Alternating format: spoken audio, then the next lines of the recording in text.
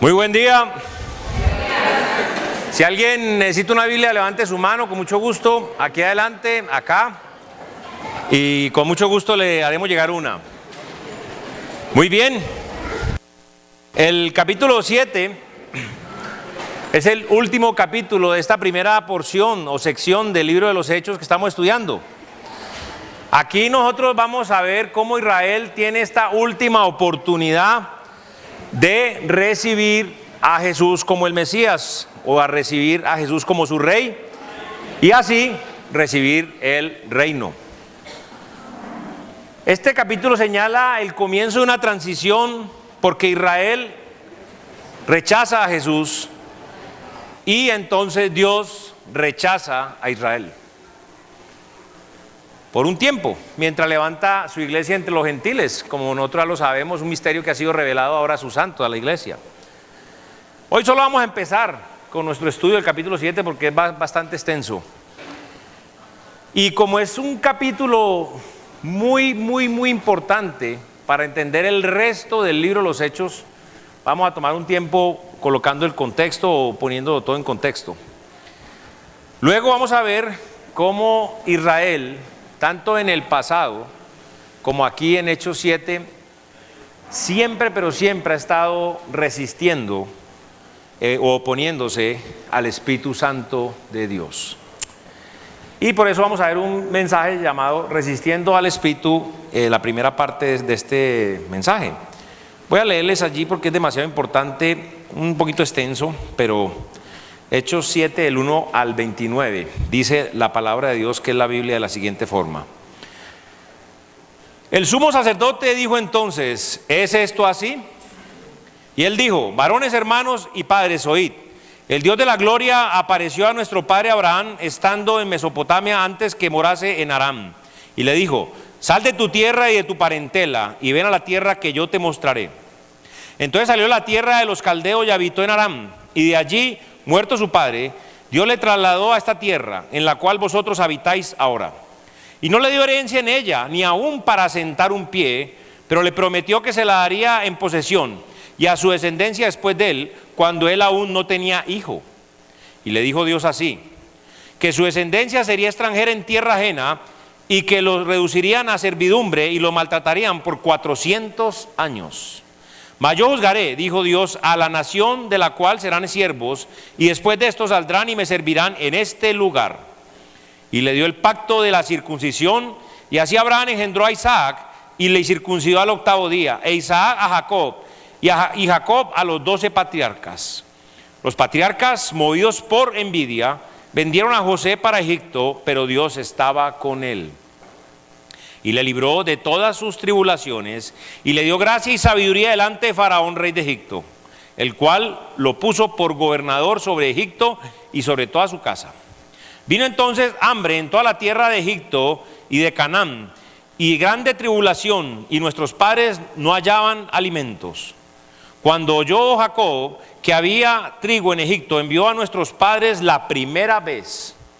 Y en la segunda, José se dio a conocer a sus hermanos, y fue manifestado a Faraón el linaje de José. Y enviando José hizo venir a su padre Jacob y a toda su parentela, en número de 75 personas. Así descendió Jacob a Egipto, donde murió él y también nuestros padres, los cuales fueron trasladados a Siquén y puestos en el sepulcro que a precio de dinero compró Abraham de los hijos de Amor en Siquén. Pero cuando se acercaba el tiempo de la promesa que Dios había jurado a Abraham, el pueblo creció y se multiplicó en Egipto, hasta que se levantó en Egipto otro rey que no conocía a José. Este rey, usando astucia con nuestro pueblo, maltrató a nuestros padres a fin que expusiesen a la muerte a sus hijos para que no se propagasen. En aquel mismo tiempo nació Moisés y fue agradable a Dios, y fue criado 3 meses en casa de su padre. Pero siendo expuesto a la muerte, la hija de Faraón le recogió y lo crió como a hijo suyo. Y fue enseñado Moisés en toda la sabiduría de los egipcios, y era poderoso en sus palabras y obras. Cuando hubo cumplido la edad de 40 años, le vino al corazón el visitar a sus hermanos, los hijos de Israel. Y al ver a uno que era maltratado, lo defendió, e hiriendo al egipcio, vengó al oprimido. Pero él pensaba que sus hermanos comprendían que Dios les daría libertad por mano suya, mas ellos no lo habían entendido así. Y al día siguiente se presentó a unos de ellos que reñían y los ponía en paz diciendo: varones, hermanos sois, ¿por qué os maltratáis el uno al otro? Entonces el que maltrataba a su prójimo le rechazó diciendo: ¿quién te ha puesto por gobernante y juez sobre nosotros? ¿Quieres tú matarme como mataste ayer al egipcio? Al oír esta palabra, Moisés huyó y vivió como extranjero en tierra de Madián, donde engendró 2 hijos. Vamos a orar. Señor Jehová, Padre Santo, Dios Todopoderoso, Padre amado, en esta porción de tu palabra hay tanta enseñanza, Señor. Padre, que solamente por tu maravillosa obra del Espíritu Santo, tu palabra, puedes hacerla en cada uno de nosotros de acuerdo a la necesidad tan grande que todos y cada uno tenemos. Haz la obra, Señor, y sobre todo, Padre, que entendamos la importancia de humillarnos y someternos a ti y a tu palabra, Señor.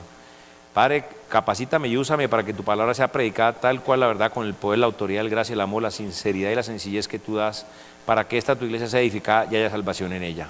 Te lo pedimos y te lo rogamos dándote gracias en el nombre de tu Hijo, nuestro Señor y Salvador Jesucristo. Amén. Ahora, resistiendo al Espíritu, ¿no? Vamos a ponerlo todo en contexto. Y vamos a ver primero que todo el contexto del capítulo, Es interesante porque aquí la palabra de Dios, la Biblia comienza diciéndonos en Hechos 7:51, el sumo sacerdote dijo entonces: ¿es esto así? ¿Es esto así? Entonces tenemos que recordar de qué estamos hablando, o sea, ponernos dentro del contexto de lo que está ocurriendo aquí en este momento. Y si leemos Hechos 6, 11 al 14, para traer un poquito el contexto, dice: entonces sobornaron a unos para que dijesen que le había oído hablar palabras blasfemas contra Moisés y contra Dios. Y soliviantaron al pueblo, a los ancianos y a los escribas, y arremetiéndole, arrebataron y le trajeron al concilio. Y pusieron testigos falsos que decían: este hombre no cesa de hablar palabras blasfemas contra este lugar santo y contra la ley, pues le hemos oído decir que este Jesús de Nazaret destruirá este lugar y cambiará las costumbres que Dios nos dio. Ahora, Esteban sabe muy bien dónde está ubicado, qué pasa en ese momento, dónde se encuentra. Él está enfrente del famoso concilio de los líderes de la nación de Israel. Está enfrente de ese concilio que fue el que condenó, torturó y después crucificó a Jesucristo. Es el mismo concilio que quería matar a Pedro y a Juan en Hechos capítulo 5 y que se contentaron con solo azotarlos. Ahora, cuando vemos allí en Hechos 6:15, recordando el contexto, dice: entonces todos los que estaban sentados en el concilio, al fijar los ojos en él, en Esteban, vieron su rostro como el rostro de un ángel. A pesar de todo esto que estaba ocurriendo, de la situación tan complicada y grave, Esteban no está preocupado. Y Esteban no está preocupado sencillamente porque Esteban, como un buen creyente, sabe lo que dice la Escritura y confía lo que dice la palabra de Dios. Y recuerda muy bien la promesa que Cristo les había dado a sus discípulos en Lucas 12, 11 al 12. Dice: cuando os trajeren a las sinagogas y ante los magistrados y las autoridades, no os preocupéis por cómo o qué habéis de responder o qué habéis de decir, porque el Espíritu Santo os enseñará en la misma hora lo que debéis decir.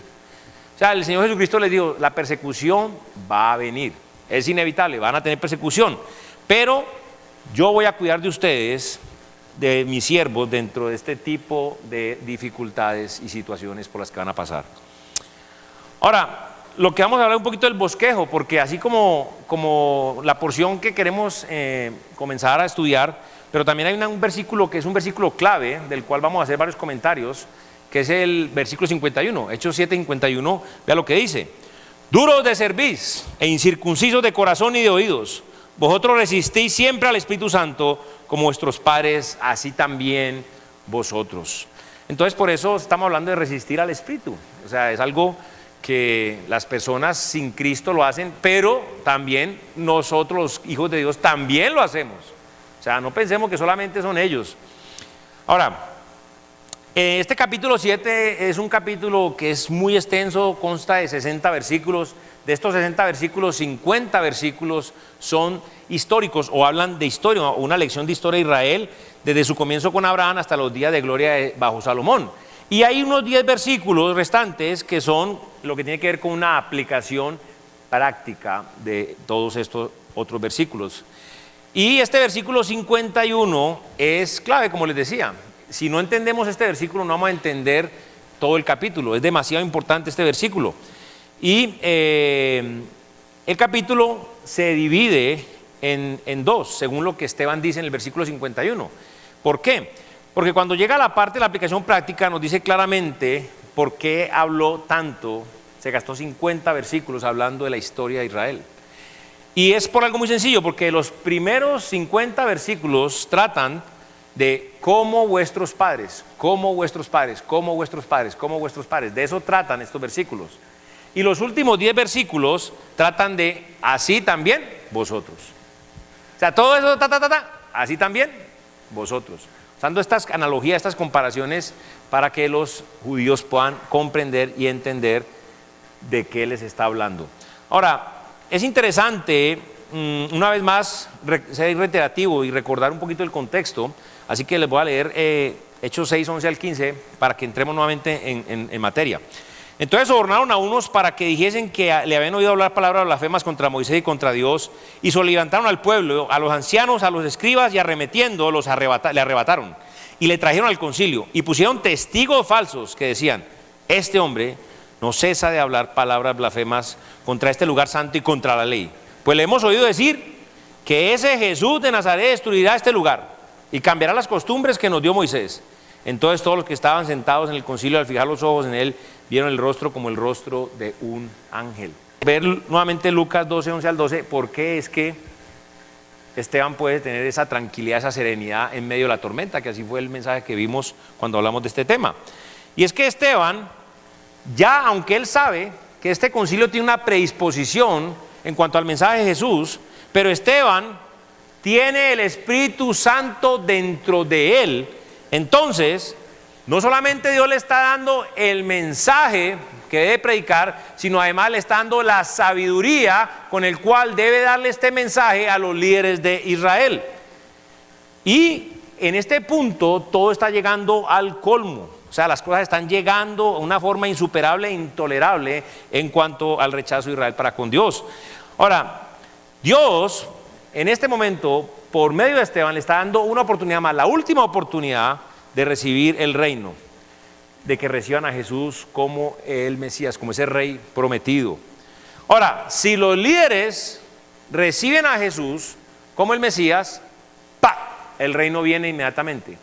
Si los líderes no reciben a Jesús como el Mesías y rey, entonces Dios aplazará la venida del reino hasta después de la época de la iglesia. ¿Ok? Lo que tenemos que entender aquí, por lo que decíamos del Espíritu Santo morando en Esteban, es que este mensaje que Esteban está dando, esta predicación que Esteban está dando, tiene un diseño divino, es un diseño perfecto, es un diseño inspirado por Dios mismo.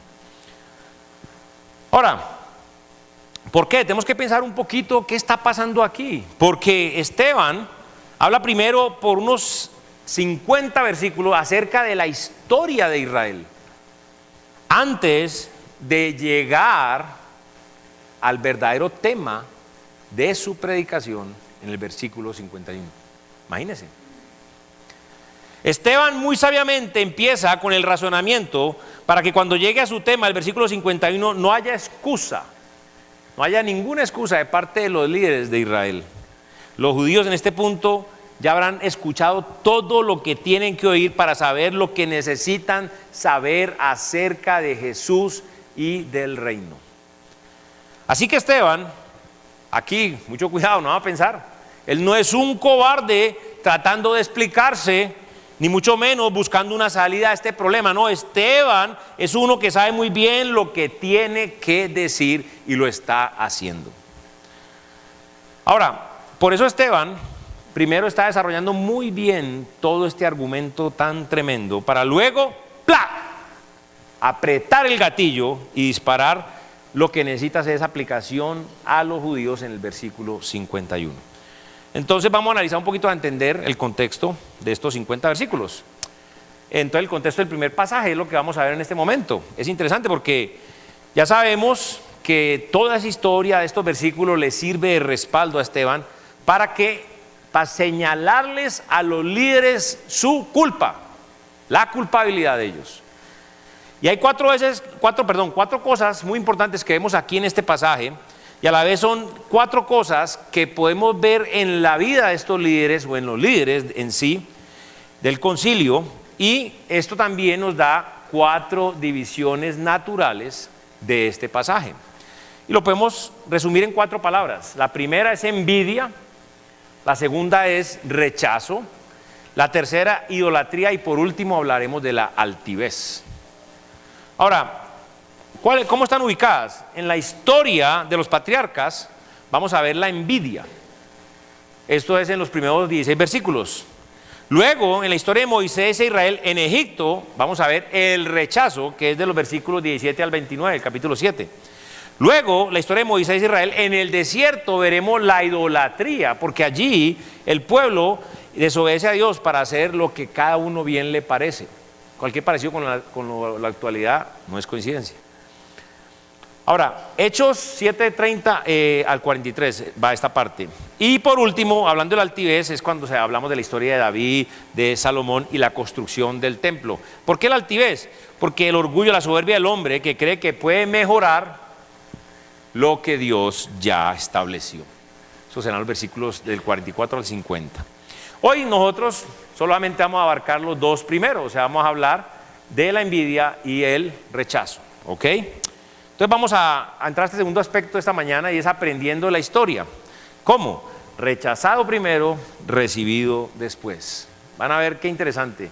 Rechazado primero, recibido después, pero primero rechazado. Vamos a hablar primero de primera ilustración o ejemplo a través de José. Y es los patriarcas y su envidia con José. Los versículos 1 hasta el 16.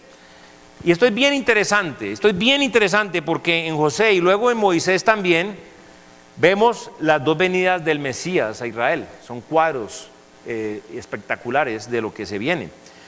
Porque tanto José, Moisés y Jesús fueron rechazados por Israel la primera vez que se manifestaron como líderes, los 3. Es un cuadro, ¿ok? Pero los 3 fueron, en el caso de Cristo, será recibido la segunda vez, ¿correcto? Esteban sabe muy bien esto y los líderes de Israel también lo saben porque conocen la historia, conocen las escrituras. Vean lo que dice Hechos 7, 1 al 8. El sumo sacerdote dijo entonces: ¿es esto así? Y él dijo: varones hermanos y padres, oíd. El Dios de la gloria apareció a nuestro padre Abraham estando en Mesopotamia antes que morase en Aram, y le dijo: sal de tu tierra y de tu parentela y ven a la tierra que yo te mostraré. Entonces salió de la tierra de los caldeos y habitó en Aram. Y de allí, muerto su padre, Dios le trasladó a esta tierra en la cual vosotros habitáis ahora. Y no le dio herencia en ella, ni aún para sentar un pie, pero le prometió que se la daría en posesión a su descendencia después de él, cuando él aún no tenía hijo. Y le dijo Dios así: que su descendencia sería extranjera en tierra ajena y que los reducirían a servidumbre y los maltratarían por 400 años, mas yo juzgaré, dijo Dios, a la nación de la cual serán siervos, y después de esto saldrán y me servirán en este lugar. Y le dio el pacto de la circuncisión. Y así Abraham engendró a Isaac y le circuncidó al 8º día, Isaac a Jacob y Jacob a los 12 patriarcas. Pues podemos ver la historia de Israel, cómo empieza con Abraham y los patriarcas.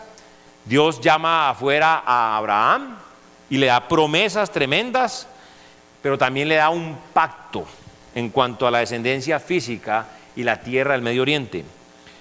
Y luego, resaltando un poquito el versículo 8, como dice Hechos 7:8, y le dio el pacto de la circuncisión, y así Abraham engendró a Isaac y le circuncidó al 8º día, e Isaac a Jacob y Jacob a los 12 patriarcas. Desde este comienzo salieron los patriarcas, o sea, los 12 hijos de Israel, las 12 tribus. Y aquí Esteban tiene la congregación por todo esto que está hablando y diciendo que la descendencia y las tribus y los israelitas y que el pacto y las promesas, y esa congregación de israelitas todos: amén, amén, amén, amén, felices, todos diciendo amén, amén, hasta aquí, hasta ahí todos están felices. Sigamos ahora en Hechos 7, 9 al 16. Los patriarcas, movidos por envidia, vendieron a José para Egipto, pero Dios estaba con él y le libró de todas sus tribulaciones y le dio gracia y sabiduría delante de Faraón, rey de Egipto, el cual lo puso por gobernador sobre Egipto y sobre toda su casa. Vino entonces hambre en toda la tierra de Egipto y de Canaán, y grande tribulación, y nuestros padres no hallaban alimentos. Cuando oyó Jacob que había trigo en Egipto, envió a nuestros padres la primera vez. Y en la segunda, José se dio a conocer a sus hermanos y fue manifestado a Faraón el linaje de José. Y enviando a José hizo venir a su padre Jacob y a toda su parentela en número de 75 personas. Así descendió Jacob a Egipto, donde murió él, y también nuestros padres, los cuales fueron trasladados a Siquén y puestos en el sepulcro que a precio de dinero compró Abraham a los hijos de Hamor en Siquén. Ahora, qué interesante, porque ahí se ve toda esa historia, lo que fue cierto, la hambre tan tremenda, todo lo que pasó, cómo a pesar de las circunstancias de ellos haber vendido a su hermano y después resulta que la primera vez van y no lo conocen, pero la segunda sí, toda esa historia que ellos saben que fue ciertísimo, les está hablando. Pero es interesante porque la historia de Israel desde el comienzo ha sido una historia de rechazo del plan de Dios. Y en Hechos 7:9, ahí está la palabra, porque dice: los patriarcas, movidos por envidia, vendieron a José para Egipto, pero Dios estaba con él. Aquí Esteban, hablando de la envidia de Israel, envidia que resultó en el rechazo de José. Y la aplicación de esto al concilio es tremenda, a los líderes de Israel, es impresionante, porque recuerden, ellos saben muy bien, y recuerden lo que dice Mateo 27:18, porque sabía que por envidia le habían entregado. O sea, por envidia entregaron a José, por envidia entregaron a Jesús, por lo mismo. Ahora, los patriarcas vendieron a José por 20 piezas de plata debido a su envidia. Y los líderes de Israel vendieron a Jesús por 30 piezas de plata por la misma razón, por envidia. Continúa aquí el relato en Hechos 7, 10 al 12. Y le libró de todas sus tribulaciones y le dio gracia y sabiduría delante de Faraón, rey de Egipto, el cual lo puso por gobernador sobre Egipto, sobre toda su casa. Vino entonces hambre en toda la tierra de Egipto y de Canaán y grande tribulación. Y nuestros padres no hallaban alimentos. Cuando oyó Jacob que había trigo en Egipto, envió a nuestros padres la primera vez. Ahora le está recordando las cosas como fueron. El pueblo de Israel estaba a punto de extinguirse. El hambre en toda la tierra era tremenda. Y ellos saben, aún recordándole la forma en cual ellos llegaron en ese entonces a Egipto. ¿Por cuál fue la razón, el motivo? Y cuando los hijos de Israel tuvieron ese primer encuentro con José en Egipto, no lo reconocieron. No lo reconocieron. Y aquí nosotros tenemos un cuadro perfecto, aquí estos líderes en Hechos 7, porque los líderes de Israel que ya vendieron a Jesús, pero después de un tiempo de mucha tribulación, así como José lo pasó en la cárcel, Cristo sufrió la cruz del Calvario, ellos tienen que enfrentar la realidad de que ellos ya vendieron a su gobernador y salvador del mundo. Ellos lo hicieron. Pero como los patriarcas en Génesis, no lo reconocen. Vea, sigue aquí en Hechos 7, 13 al 16. Y en la segunda vez, José se dio a conocer a sus hermanos y fue manifestado a Faraón el linaje de José. Y enviando José hizo venir a su padre Jacob y a toda su parentela en número de 75 personas. Así descendió Jacob a Egipto, donde murió él, y también nuestros padres, los cuales fueron trasladados a Siquén y puestos en el sepulcro que a precio de dinero compró Abraham a los hijos de Hamor en Siquén. Ahora, qué interesante, porque en el segundo encuentro reconocieron a José, quien era su hermano, pero también a la vez era el gobernador y el salvador, el gobernador del mundo y el salvador que provee el pan de vida para todos los hombres. Qué cuadro más tremendo. Este es el mensaje que Esteban le está dando a estos líderes. Él quiere que los líderes de Israel vean el paralelo, la profecía de Jesús en el cuadro de José. Como José, Jesús también fue vendido y entregado a sufrir en manos de los gentiles. Pero así como José, Jesús también ya fue rescatado, sacado de la cárcel, del sepulcro, de la tumba, levantado al trono del mundo en la resurrección y su ascensión al cielo. Entonces le está diciendo: hermanos, ya es tiempo de recibirlo. Esteban sabe que el próximo paso de Israel es que reciba a Jesús como Salvador y Gobernador del mundo. Ese es el próximo paso. ¿Por qué? Recordemos que hasta aquí nadie, pero nadie sabe de lo de la iglesia, el cuerpo de Cristo, el misterio de la iglesia. Es un misterio que no ha sido revelado. Esteban entonces cree, y con toda razón, de que ya es tiempo para que los líderes vean a Jesús por quien es Él de verdad. Exactamente como hicieron en esa época los patriarcas con José, que vieron quién era Él realmente. Pero las raíces de envidia están muy profundas en los corazones de estos líderes del concilio, los líderes de Israel. Y así como los hermanos de José, que después del primer encuentro regresaron a su tierra y sufrieron por años. Eso no fue que volvieron, años. Asimismo, Israel aquí en Hechos 7 está a punto de rechazar a Jesús y pasarán muchos años, unos 2000 años, sufriendo en el mundo. En el mundo. Ahora, los israelitas pudieron haber recibido a Jesús en Hechos 7, exactamente como los hijos de José. Como los hijos de Israel, recibieron a José en Génesis. Porque así como José se reveló a sus hermanos, aquí en Hechos 7 Jesús se está revelando a los judíos por medio de la predicación de Esteban y el convencimiento del Espíritu Santo de Dios sobre ellos. Vea lo que dice San Juan 16, 8 al 11. Y cuando Él venga, o sea, hablando del Consolador, el Espíritu Santo, Él convencerá al mundo de pecado, de justicia y de juicio. De pecado por cuanto no creen en mí. De justicia por cuanto voy al Padre y no me veréis más. Y de juicio por cuanto el príncipe de este mundo ha sido ya juzgado. Puede haber gente muy generosa, gente queridísima, muy considerado, dadivoso, etc. Pero si no creen en Jesucristo como deben de creer, están en pecado. Bueno, esta fue la primera ilustración, un ejemplo. Vamos la segunda, que es los israelitas y su rechazo de Moisés. Es lo que está en el versículo 17 al 29. Ahora, la historia de Israel para con Moisés es exactamente la misma. Mire lo que dice en Hechos 7:25. Pero él pensaba que sus hermanos comprendían que Dios les daría libertad por mano suya, mas ellos no lo habían entendido así. Y cuando leemos el 7:27, entonces el que maltrataba a su prójimo le rechazó, diciendo: ¿quién te ha puesto por gobernante y juez sobre nosotros? Cuando Moisés se manifestó a los israelitas la primera vez, ellos lo rechazaron. A los 40 años él se manifestó y lo rechazaron. Ahora, continuemos aquí en Hechos 7:30 al 37. Nos vamos a adelantar un poquito, pero es importante. Vea lo que dice Hechos 7:30 al 37. Pasados 40 años, un ángel se le apareció en el desierto del monte Sinaí, en la llama de fuego, en una zarza. Entonces Moisés, mirando, se maravilló en la visión, y acercándose para observar, vino a él la voz del Señor: yo soy el Dios de tus padres, el Dios de Abraham, el Dios de Isaac y el Dios de Jacob. Y Moisés, temblando, no se atrevía a mirar, y le dijo el Señor: quita el calzado de tus pies, porque el lugar en que estás es tierra santa. Ciertamente he visto la aflicción de mi pueblo que está en Egipto, y he oído su gemido, y he descendido para librarlos. Ahora pues ven, te enviaré a Egipto. A este Moisés, a quien habían rechazado, diciendo: ¿quién te ha puesto por gobernante y juez? A este lo envió Dios como gobernante y libertador por mano del ángel que se le apareció en la zarza.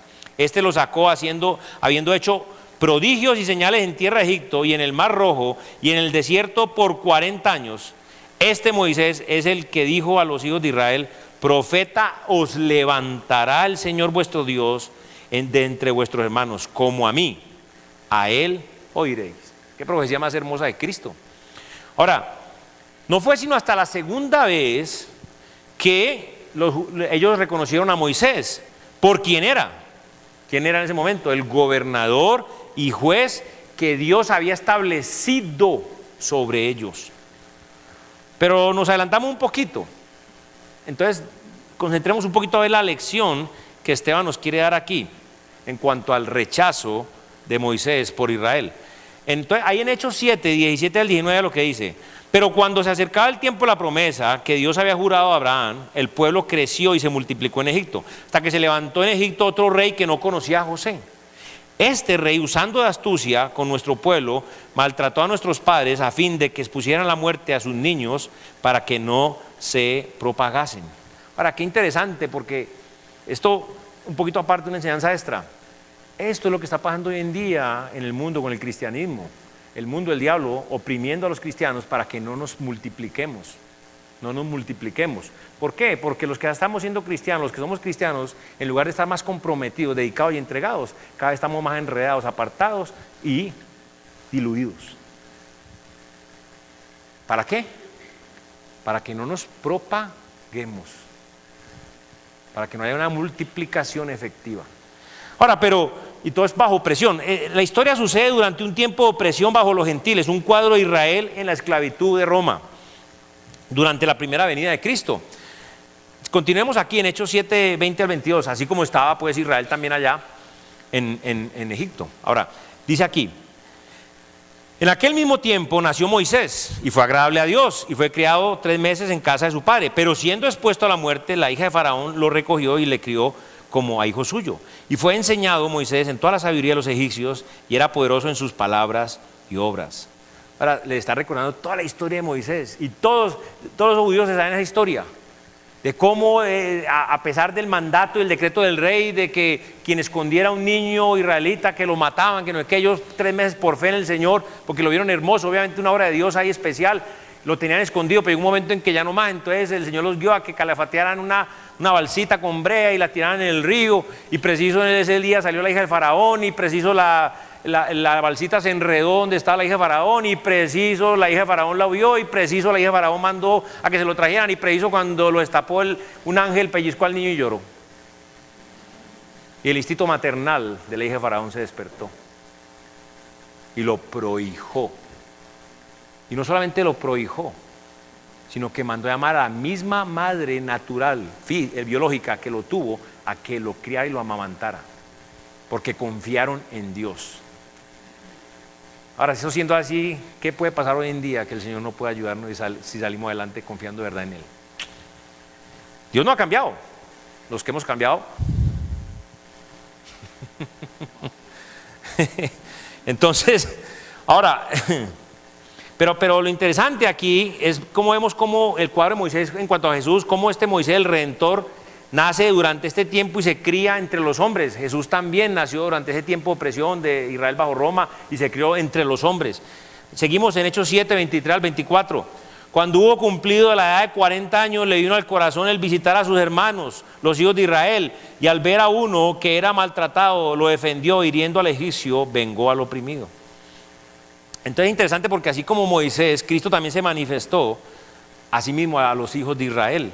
Se manifestó como el Redentor, el que les daría la libertad a los cautivos. Ambos se manifestaron de la misma forma, ¿ok?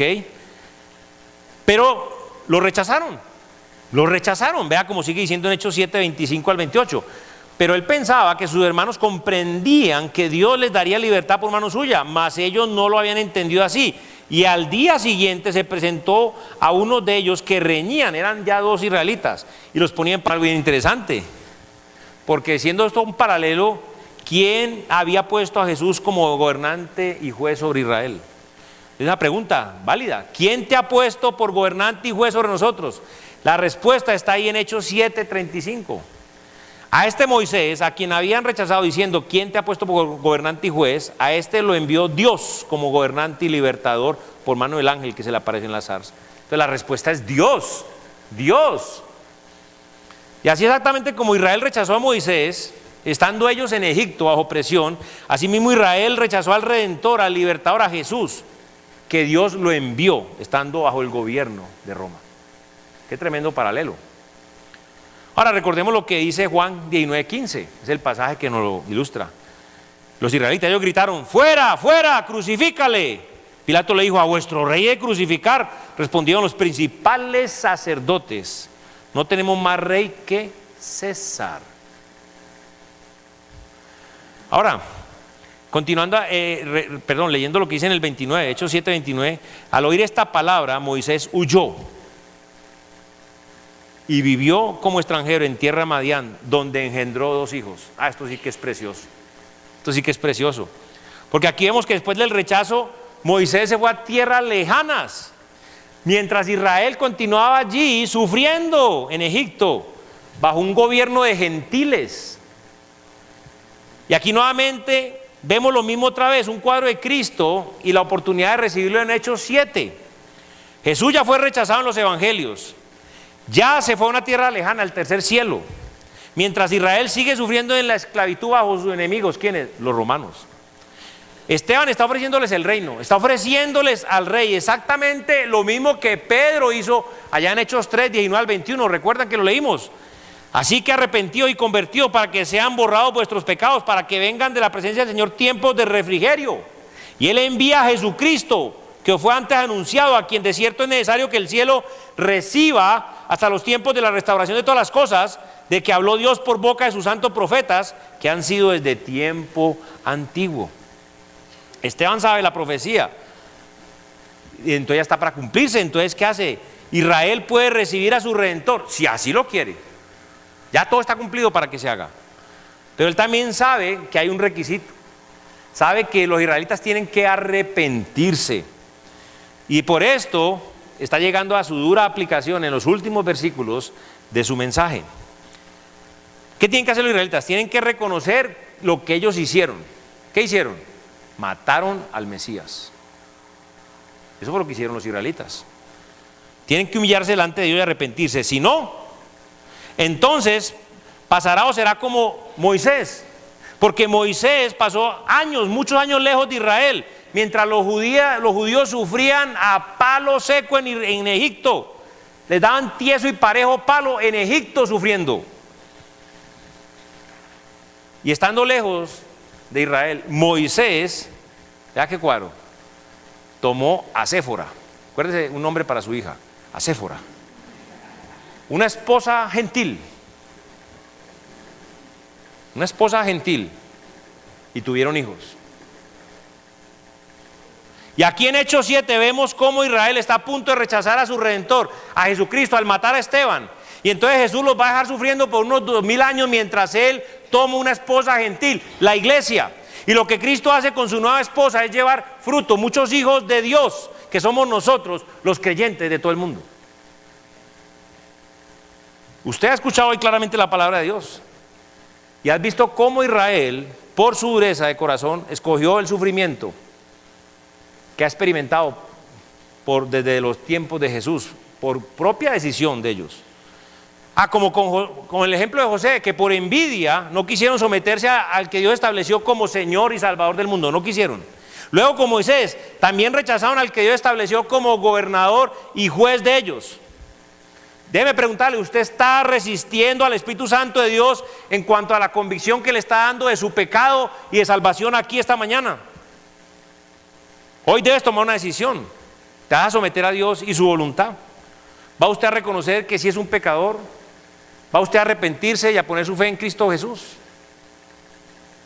Nosotros, hermanos, preguntémonos, ¿será que como cristianos, hijos de Dios, estamos resistiendo al Espíritu Santo en cuanto a la voluntad de Dios en nuestra vida? ¿Estamos resistiendo en cuanto a hacer lo que Dios quiere que hagamos con nuestra vida y con el tiempo que Él nos ha dado? Hermano, lo opuesto a resistir es someterse. De esto trata el libro de Hechos, ¿recuerdan? Es someterse al Espíritu Santo de Dios.